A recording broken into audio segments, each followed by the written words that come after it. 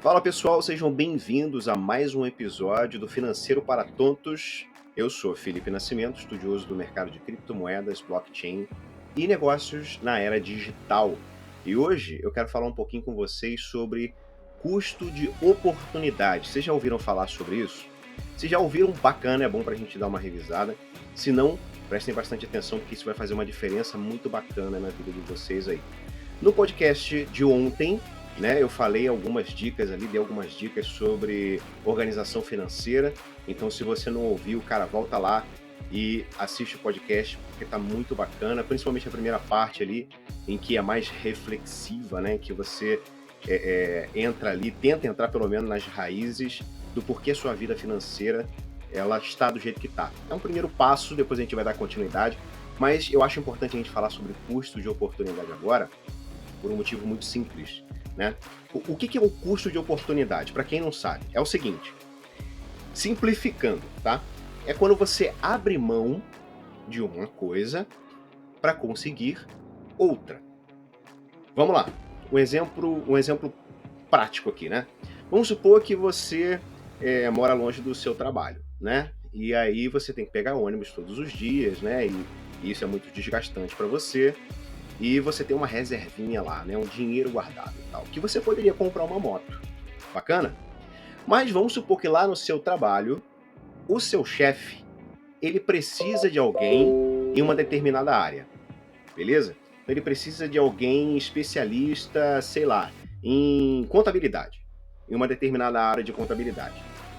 Esse dinheiro que você tem para comprar moto, ele também pagaria um curso superior, por exemplo, de contabilidade. Estou dando um exemplo, tá?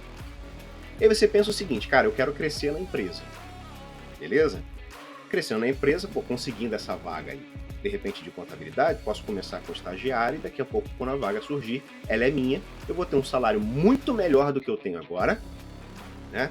De repente trabalhando menos, ou até trabalhando tanto quanto, mas ganhando muito melhor no futuro.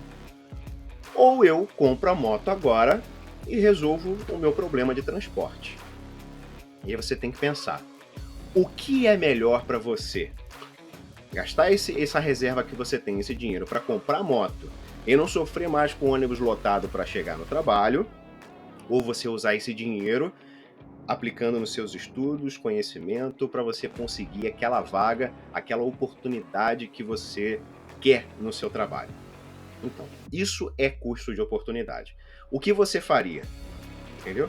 No meu caso, obviamente, cara, sem pestanejar, eu compraria moto, brincadeira.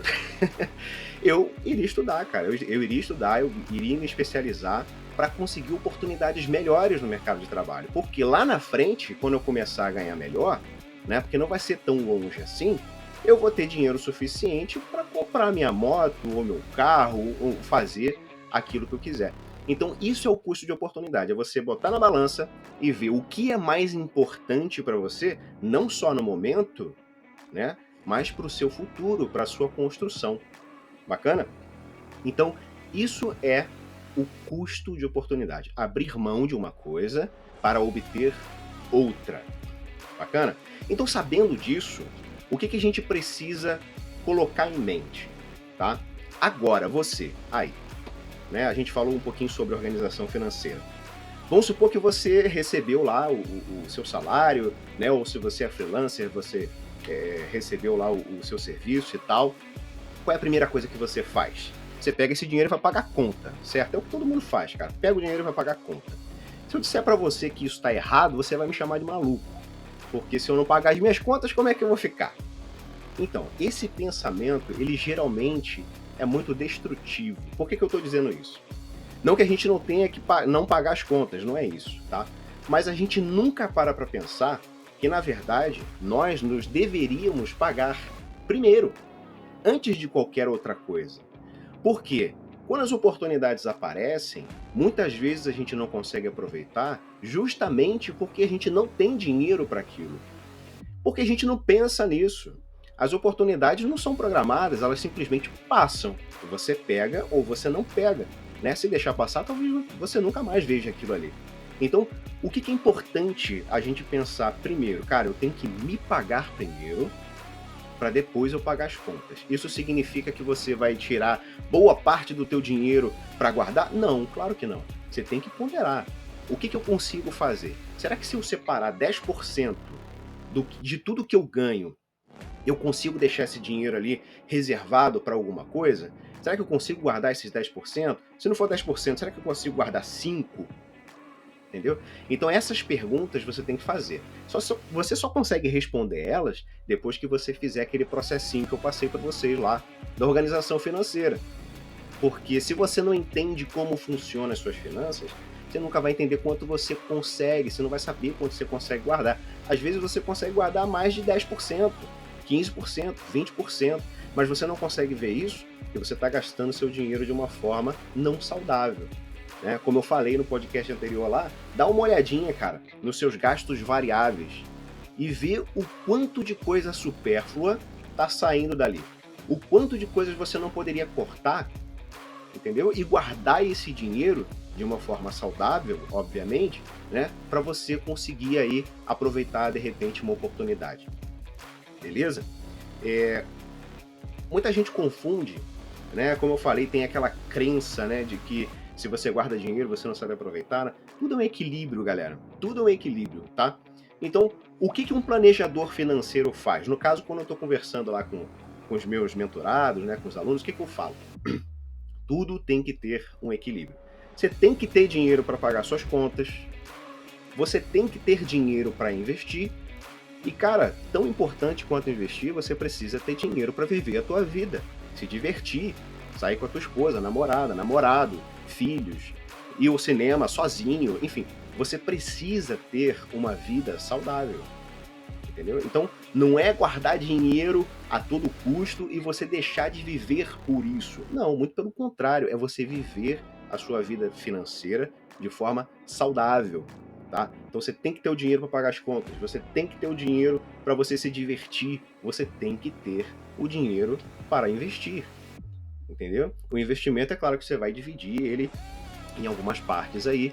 Uma vai para o custo de oportunidade, para reserva de oportunidade, outra vai para investimentos na bolsa de valores, enfim, seja lá o que for, em criptomoedas, o que você quiser aí dentro daquilo que você sente mais confortável. Mas você precisa fazer esse planejamento para que quando as oportunidades apareçam, você não fique a ver navios e veja simplesmente a oportunidade indo embora e você não pode pegar porque você não tinha aquele dinheiro para fazer, de repente, aquele curso de inglês ou um curso de especialização na sua área, né? E as coisas ficam do jeito que estão e você fica ali naquela roda dos ratos, né? Parece que você corre e não sai do lugar.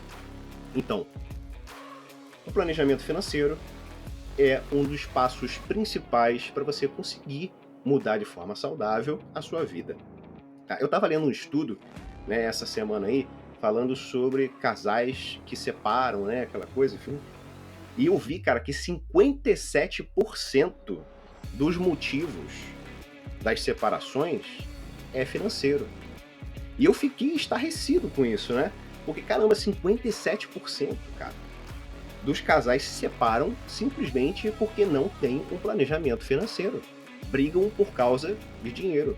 E dinheiro, quando na verdade deveria ser a solução, né, e a visão de liberdade, muitas vezes se torna aprisionamento e doença simplesmente por falta de organização. Então a gente precisa cuidar muito das nossas finanças para que essas coisas não venham a acontecer. O quanto antes, melhor. O que eu ouço muito da galera também é o seguinte: ah, Felipe, não vale a pena eu me organizar agora porque nem dinheiro eu tenho. Cara, se você não tem dinheiro ou se você tem pouco dinheiro, então esse é o melhor momento para você começar. Porque se você tem pouca receita, fica muito mais fácil de você equilibrar isso e saber controlar. Saber para onde o teu dinheiro vai, o que você está fazendo, o que está deixando de fazer. Se você não tem dinheiro, também é uma ótima oportunidade para você observar o movimento de quem tem. Entendeu? Quem está ao seu redor. Pode ser seu pai, sua mãe, seu irmão, sua mulher, enfim, seus filhos. E você observa como eles estão gastando o dinheiro dele. E aí você vai fazendo o seu planejamento em cima daquilo. Observa o que eles estão fazendo de certo, o que eles estão fazendo de errado, o que você acha que poderia melhorar naquilo ali. Talvez essas observações ajudem você até a ajudar as outras pessoas. quem está próximo de você, beleza? Então eu espero que vocês tenham curtido esse episódio, foi curtinho, e é isso aí, até o próximo!